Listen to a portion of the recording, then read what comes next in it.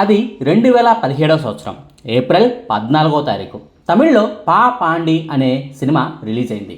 రాజ్ కిరణ్ గారు, రేవతి గారు ప్రధాన పాత్రలో నటించిన ఈ సినిమాలో ధనుష్ కూడా ఓ కీలక పాత్రలో కనిపించారు. కోర్స్ ఇందులో హీరో ధనుష్ అనే చెప్పుకోవాల్సి ఉంటుంది. ఈ సినిమా కథ ఏంటంటే, హీరో ధనుష్ ఓ అమ్మాయిని ప్రేమిస్తాడు. ఇద్దరు ఒకరినొకరు ప్రాణంగా ఇష్టపడతారు. కానీ కొన్ని అనివార్య కారణాల వల్ల తమ ప్రేమను త్యాగం చేయాల్సి వస్తుంది. ఇద్దరికి వేరువేరు పెళ్ళిళ్ళు అయిపోతాయి. ఓ 30-40 ఏళ్ల తర్వాత ముసలివాడైపోయిన ధనుష్ పాత్రలో రాజ్ కిరణ్ గారిని చూపిస్తారు. కొడుకు కోడలు పెడుతున్న రిస్ట్రిక్షన్స్ను భరించలేక స్వేచ్ఛా జీవితం కోసం ఇంట్లోంచి వెళ్ళిపోయి తాను గతంలో ప్రేమించిన ఆమెను వెతుక్కుంటూ హీరో ఓ లాంగ్ జర్నీని స్టార్ట్ చేస్తాడు. ఆమెను కలిశాడా లేదా, మళ్ళీ మనం కొత్త జీవితాన్ని స్టార్ట్ చేద్దామని ఆమెకు ప్రపోజ్ చేస్తే ఆ వయసులో ఆమె రియాక్షన్ ఏంటి, చివరకు ఏం జరిగింది అన్నదే పా పాండి అనే సినిమా. చాలా చాలా హృదయంగా ఉంటుంది, మనసుల్ని కట్టిపడేస్తుంది. వీలుంటే ధనుష్ హీరోగా వచ్చిన రాయన్ సినిమాను థియేటర్లో చూసే కంటే ముందే ఒక్కసారి ఈ పా పాండి అనే సినిమాను చూడండి. అదేంటి, కొంపదీసి ఈ సినిమాకు సీక్వెల్గా రాయన్ సినిమా వస్తుందా, ఈ సినిమాకు ఆ సినిమాకు ఏమైనా లింక్ ఉందా అని అనుమాన పడుతున్నారేమో. అలాంటిదేం లేదు. ఎందుకు ఈ పా పాండి అనే సినిమాను చూడమని పదే పదే చెప్తున్నాను అంటే, ఆ సినిమాకు దర్శకుడు ఎవరో కాదు, ధనుష్ గారే. ఎస్, ధనుష్ దర్శకత్వం వహించిన మొట్టమొదటి సినిమా పా పాండి. మరో విచిత్రం ఏమిటంటే, దీనికి కథను రాసింది కూడా ధనుష్ గారే. కథ, దర్శకత్వం, స్క్రీన్ ప్లే అంతా చూసుకోవటమే కాకుండా సినిమాలో యంగ్ ఏజ్లో ఉండే లవ్ స్టోరీ నటించే సీన్లలో ధనుష్ గారు నటించారు కూడా. అంతేకాదుండయి పా పాండి సినిమాకు నిర్మాత కూడా ధనుషే. ఈ సినిమాకు తమిళనాట మంచి రెస్పాన్సే వచ్చింది, పాజిటివ్ రివ్యూలే వచ్చాయి. ఈ సినిమాను కన్నడలో కూడా రీమేక్ చేశారనుకోండి, అది వేరే సంగతి. హీరోలు డైరెక్టర్లుగా మారటం అనేది చాలా అరుదు. అలా దర్శకుడుగా మారి మరీ హిట్లు కొట్టిన వాళ్ళు చాలా చాలా తక్కువ మందే ఉంటారు. ఎన్టీఆర్, కృష్ణ లాంటి వాళ్ళు అలాంటి ఫీట్లను చాలా అవలీలగా చేసేశారు. 2003 సంవత్సరంలో పవన్ కళ్యాణ్ కూడా దర్శకుడుగా మారిపోయారు, కానీ హిట్ కొట్టలేకపోయారు. ప్రస్తుతం యంగ్ హీరోలు మాత్రం దర్శకులుగా మారేందుకు రిస్క్ తీసుకునేందుకు సిద్ధపడటం లేదు. కానీ ఈ తరం హీరోల్లో తమిళ్లో ధనుష్ మాత్రం ఒక అడుగు ముందుకు వేశాడు. 2017 సంవత్సరంలోనే పా పాండి అనే సినిమాతో దర్శకులుగా మారి హిట్ కొట్టిన ధనుష్ ఇప్పుడు మరోసారి రాయన్ సినిమాతో ప్రేక్షకుల ముందుకు వస్తున్నారు. రాయన్ సినిమాలో ధనుష్ హీరో అన్న విషయం చాలామందికి తెలుసు.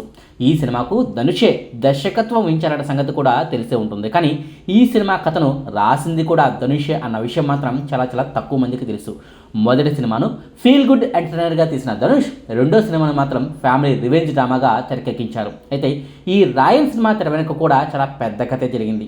వాస్తవానికి రెండో సినిమాగా ధనుష్ మొదటగా రాసుకున్న కథ ఇది కాదు. అంతేకాదు, ఈ సినిమాలో తెలుగు నుంచి మొదటగా సందీప్ కిషన్ను అనుకోలేదు. టాలీవుడ్ మోస్ట్ సీనియర్ హీరోల్లో ఒకరిని మొదటగా అనుకున్నారు. కానీ ఆ తర్వాతే కథ మారేసరికి నటీనటులు కూడా మారాల్సి వచ్చింది. 2018 సంవత్సరం నుంచి ఈ సినిమా చుట్టూ ఎన్నో ట్విస్టులు జరిగాయి. అవేంటన్నది ఒక్కొక్కటిగా చెప్పుకుందాం.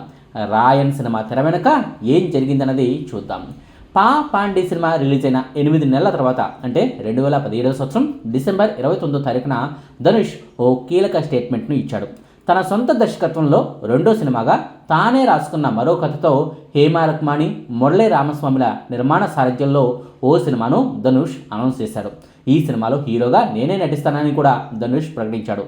మొదటగా ఈ సినిమా ప్రీ ప్రొడక్షన్ పనులను స్టార్ట్ చేశారు. 2018 సంవత్సరం సెప్టెంబర్ 7వ తారీఖున ఈ సినిమాకు సంబంధించిన పూజా కార్యక్రమాలు కూడా నిర్వహించి సినిమా షూటింగ్ను స్టార్ట్ చేశారు. తెలుగు, తమిళ్లో ఈ సినిమా వస్తుందని ప్రకటిస్తూనే ఇందులో అక్కినేని నాగార్జున గారు మరో కీలక పాత్రలో నటిస్తారని అనౌన్స్ చేశారు కూడా. అదితి రావు హైదరి, ఎస్జే సూర్య, శరత్ కుమార్, శ్రీరామ్ అలియా శ్రీకాంత్ కూడా ఈ సినిమాలో నటిస్తున్నారంటూ స్టార్ క్యాస్ట్ లిస్ట్ను కూడా విడుదల చేశారు. ఇది ధనుష్ డ్రీమ్ ప్రాజెక్ట్. కథ చాలా చాలా బాగుంది. ఎన్నో ఏళ్ల నుంచి ఈ కథతో ధనుష్ ట్రావెల్ చేస్తున్నాడట. ఈ కథతో ఎప్పటికైనా సినిమాను చేయాలని ధనుష్ అనుకుంటున్నాడట. మొత్తానికి ఇప్పుడు ఆ కళ నెరవేరబోతుంది. కథను విన్న తర్వాత ధనుష్కు ఈ కథ ఎందుకు డ్రీమ్ ప్రాజెక్ట్ అయిందన్నది మాకు అర్థమైంది. మా నిర్మాణ సంస్థలో ఇదో ప్రతిష్టాత్మక సినిమాగా నిలిచిపోతుంది అంటూ నిర్మాత రుక్మాణి గారు చెప్పుకొచ్చారు కూడా. 2018 సంవత్సరం సెప్టెంబర్ నెలలో ఈ సినిమాకు సంబంధించిన ముహూర్తం షాట్ చిత్రీకరణ జరిగినా ఆ తర్వాత ఈ సినిమా షూటింగ్ మాత్రం ఎంతకు స్టార్ట్ కాలేదు. 2019 సంవత్సరం మార్చి నెలలో సడన్గా ఓ వార్త తమిళ మీడియాలో వైరల్గా మారిపోయింది. నటీనటుల డేట్స్ ఇప్పట్లో సర్దుబాటు అయ్యేట్టు కనిపించకపోవడంతో ధనుష్ దర్శకత్వం వహించబోతున్న రెండో సినిమా ఆగిపోతుంది. ఈ ప్రాజెక్టు క్యాన్సిల్ అయిపోయిందంటూ తమిళ మీడియాలో వార్తలు షికార్లు చేశాయి. దీంతో ధనుష్ అన్నయ్య సెల్వరాఘవన్ ఎంట్రీ ఇచ్చారు. ధనుష్ దర్శకత్వం ఇస్తున్న రెండో ప్రాజెక్టు క్యాన్సిల్ అయిపోయిందన్న వార్తలు పచ్చి అబద్ధం. ధనుష్ ఇప్పుడు తను ఒప్పుకున్న సినిమాలతో బిజీగా ఉన్నాడు. అసురన్ సినిమా షూటింగ్ జరుగుతుంది. అది పూర్తయిన తర్వాత ఈ సినిమాను ధనుష్ మొదలు పెడతాడు అంటూ సెల్వరాఘవన్ క్లారిటీ ఇచ్చారు. అయితే ఆ అసురన్ సినిమా పూర్తయ్యేసరికి కరోనా వచ్చి పడింది. కరోనా కదా, అందుకే ఈ సినిమాను హోల్డ్లో పెట్టాము. కరోనా తగ్గిన తర్వాత ఈ సినిమా మొదలవుతుందంటూ ధనుష్ టీం నుంచి మరోసారి ప్రకటన వచ్చింది. అయితే అదంతా అబద్ధమేనని కరోనా ముగిసిన తర్వాత కానీ తెలియలేదు. కరోనా పూర్తయిన తర్వాత కూడా 2 ఏళ్ల పాటు ఈ సినిమా గురించి ఎలాంటి కదలిక లేదు. చివరకు 2023 సంవత్సరంలో ధనుష్ టీం నుంచి మరో కీలక అనౌన్స్మెంట్ వచ్చేసింది. ధనుష్ మొదటగా అనుకున్న కథకు సంబంధించి ఫైనల్ వెర్షన్ పూర్తవలేదు. ఆ కథను ఇంకాస్త మంచిగా చెప్పాలని ధనుష్ అనుకుంటున్నాడట. అందుకే ఆ కథకు బదులుగా మరో కొత్త కథను ధనుష్ రాసుకున్నాడు. కొత్త కథతో ధనుష్ దర్శకత్వం వేసిన రెండో ప్రాజెక్టు మొదలవబోతోంది. ఈ సినిమాకు సన్ పిక్చర్స్ కళానిధి మారన్ నిర్మాతగా వ్యవహరిస్తారు అంటూ 2023 సంవత్సరం జనవరి 18వ తారీఖున కీలక అనౌన్స్మెంట్ వచ్చింది. అంటే మొదటగా అనుకున్న కథ వేరు, ఇప్పుడు తెరకెక్కిన కథ వేరు అన్నమాట. ఆ ప్రకటన వచ్చిన కొద్ది రోజులకే ఈ సినిమా షూటింగ్ కూడా మొదలైంది. ఈ సినిమాను కూడా తెలుగు, తమిళ్లో విడుదల చేయాలని మొదట్లోనే అనుకున్నారు. ఓ కీలక పాత్రకు తెలుగు నుంచి సందీప్ కిషన్ను తీసుకున్నారు. మరో కీలక పాత్రకు మొదటగా విష్ణు విశాల్ను అనుకున్నారు. కానీ ఆయనకు డేట్స్ సర్దుబాటు కాకపోవడంతో కాళిదాస్ జయరామ్ను ఫిక్స్ చేసుకున్నారు. ఎస్.జె. సూర్య, ప్రకాష్ రాజ్, సెల్వరాఘవన్, వరలక్ష్మి శరత్ కుమార్ వంటి నటీనటులు ఈ ప్రాజెక్టులో భాగమయ్యారు. ప్రముఖ గాయకుడు, సంగీత దర్శకుడు అయిన దేవా గారిని ఈ సినిమాలో ఓ విలన్ పాత్రలో నటించమని మొదటగా ధనుష్ గారు అడిగారు. అయితే ఆయన మాత్రం కథను వినకుండానే నాకు నటించాలన్న ఆసక్తి లేదంటూ ధనుష్ ఆఫర్ను తిరస్కరించారు. దీంతో మరొకరిని ఆ పాత్రలోకి తీసుకోవాల్సి వచ్చింది. 2023 సంవత్సరం ఫిబ్రవరి నెలలో ఈ సినిమా షూటింగ్ స్టార్ట్ అయితే అదే ఏడాది డిసెంబర్ నాటికి ఈ సినిమా షూటింగ్ పూర్తయినట్టు కూడా ప్రకటించారు.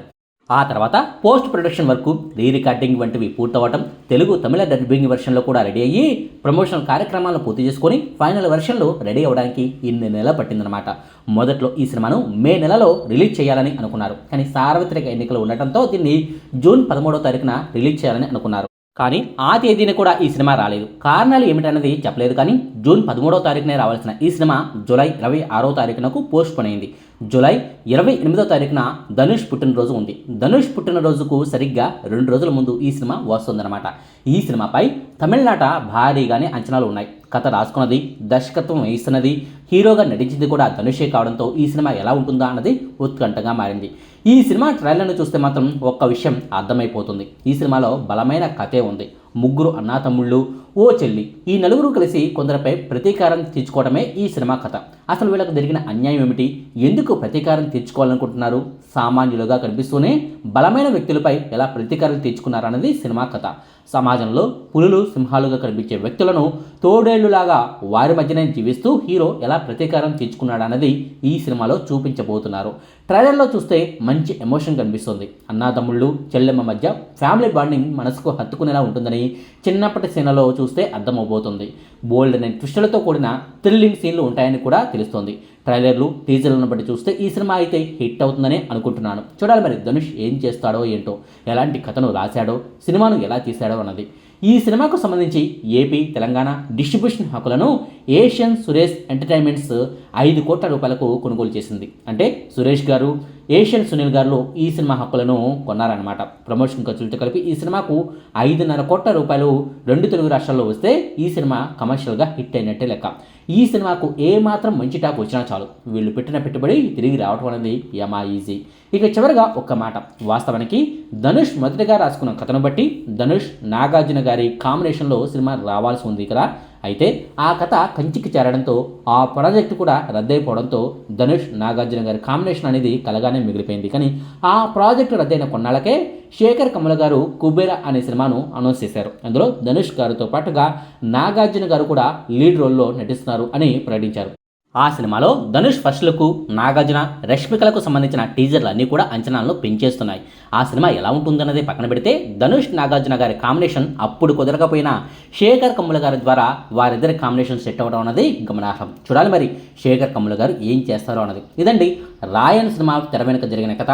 ధనుష్ గారు మొదటగా అనుకున్న కథ ఏంటి, అలాగే ఆ ప్రాజెక్టు ఎందుకు రద్దయిపోయింది, ఇప్పుడు ఈ కథ విషయంలో జరిగిన పరిణామాలు ఏమిటి అన్నదానికి సంబంధించిన వివరాలు మీకు ఈ వీడియో నచ్చితే లైక్ చేయండి, షేర్ చేయండి. మరిన్ని ఆసక్తికరమైన వీడియోల కోసం మా కొత్త ముచ్చట ఛానల్ను సబ్స్క్రైబ్ చేయడం మాత్రం మర్చిపోకండి. Thank you.